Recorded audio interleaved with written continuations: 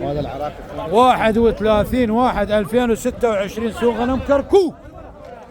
هذا طلع الإيراني بس ربط عراقي وعايش بالعراق، ربط هنا وهو أصلا صاير هنا. عمي صلاح هذا ايش قد وصل؟ هذا كيلو ماله حي ب8. يعني ايش قد اجى الجوز؟ الجوز تقريبا مليون، مليون و20، مليون و30.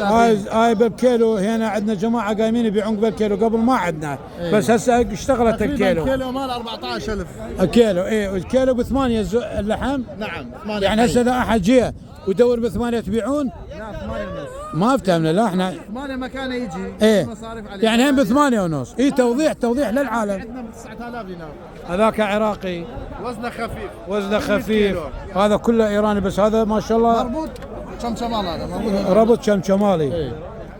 ايه هذا صلاح هذا عراقي مو؟ العراقي هذا كله عراقي، كله عراقي ما شاء الله. كيلو ماله؟ يعني هسه يجي ياخذ 9000. هذا الكيلو ب 9000 دينار. هلا احنا يم صلاح الدلال. 70 راس. هذا كله عراقي. هذا كله عراقي، كل الكيلو على 9000 دينار. سوق غنم كركوك. ما شاء الله. هلا بمظهر، يا مرحبا، الله يسلمك. سوق غنم كركوك ما شاء الله، ما شاء الله. هذا الجد شنو؟ هذا كاسرات. ايه 800. واصلات؟ واصل هذا 800. هذا كاسر، يعني كاسر مبدل سن ماله 14,000 يكسب كيلو ماله على 14,000.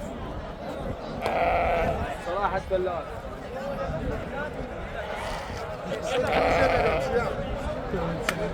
والله عمي زين مو زين، هو سوق واقف بس اكو زين قاعد يمشي.